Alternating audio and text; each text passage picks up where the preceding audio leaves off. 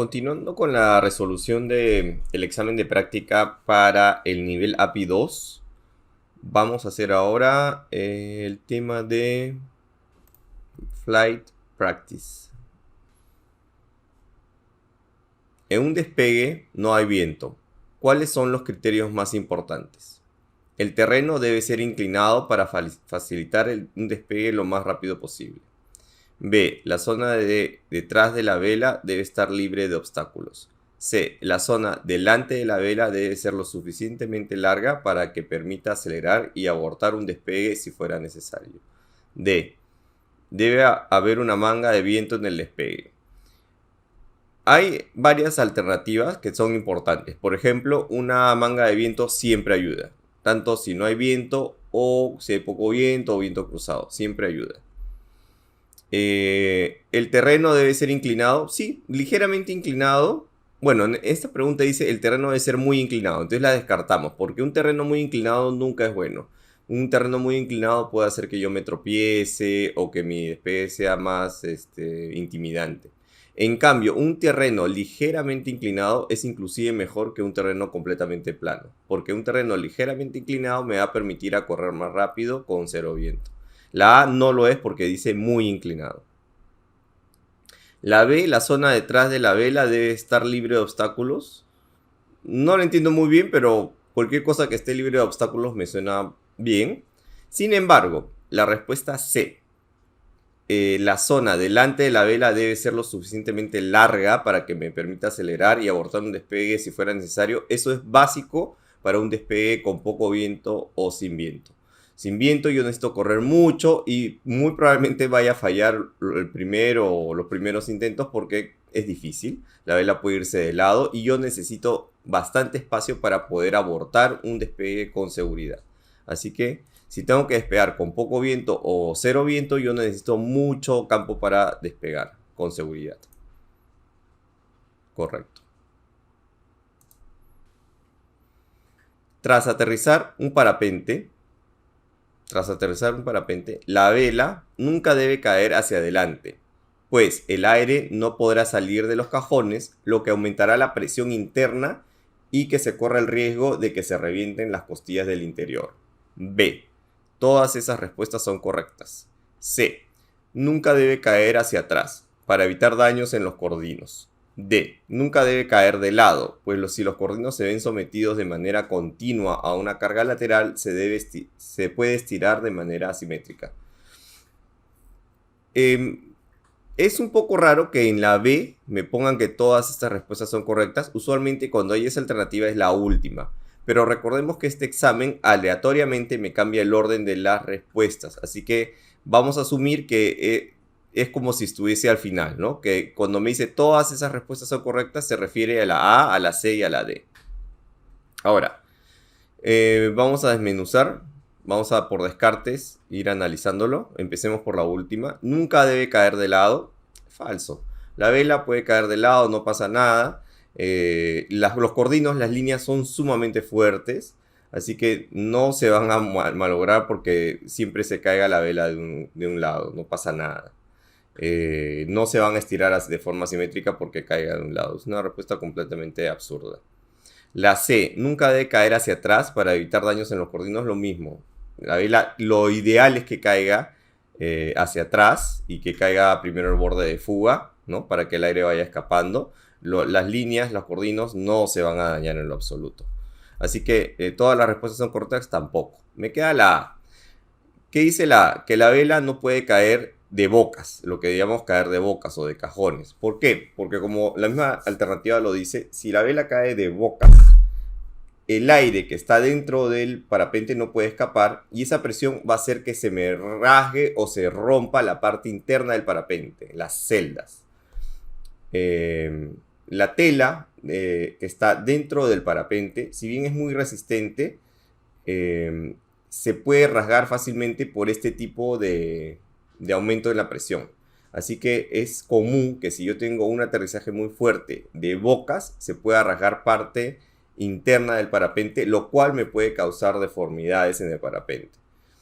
¿Se puede arreglar? Sí, pero tiene que hacer alguien especializado. O sea, nosotros mismos no vamos a poder arreglar ese daño interno. y se pueden dañar más de una celda. Así que podría ser una reparación algo costosa. Hay que evitar por eso que el parapente caiga de bocas. Correcto. Y siguiente. ¿Qué debes hacer nada más aterrizar? O sea, ¿qué debes hacer luego de aterrizar? Plegar de inmediato la vela y meterla en su mochila. B. Despejar de inmediato la zona de aterrizaje. C. Apuntar el vuelo en tu cuaderno de vuelos. D. Quitarme de inmediato la silla y el casco. Por criterio, obviamente, cuando aterrizamos, vamos a hacerlo en una zona de aterrizaje en la que otros parapentes muy probablemente también estén aterrizando. Así que lo ideal es aterrizar, hacer repollo, empacar rápidamente nuestro parapente y salir de esa área para evitar que alguien nos caiga encima o que alguien se accidente por nuestra culpa. Luego podemos plegar la vela en un sitio seguro, podemos guardar nuestra mochila, anotar nuestros vuelos, pero hay que salir de la zona de aterrizaje que no es segura para estar parados. Correcto. Y siguiente. ¿Cuál es la secuencia correcta para despegar con un parapente? A. 1. Inflado. 2. Aceleración. 3. Despegue. 4. Alejarse del relieve. Cuando dice alejarse del relieve se refiere de la montaña o del acantilado. B. 1. Control. 2. Inflado. 3. Aceleración. 4. Decisión. 5. Alejarse.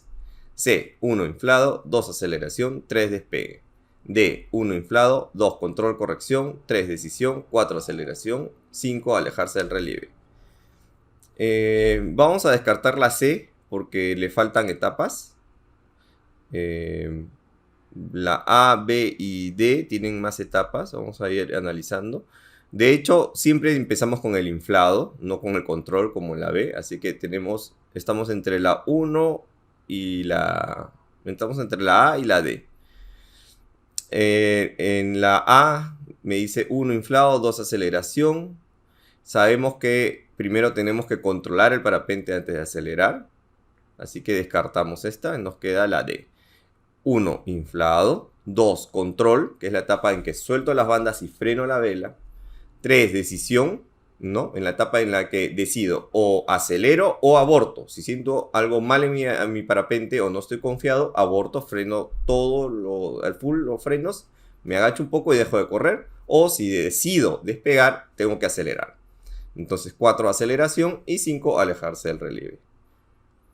Inflado, control, decisión, aceleración y alejarme. Correcto. Y siguiente. ¿Cuándo debes comprobar que el pasador o pasadores y el asa de tu emergencia están seguros?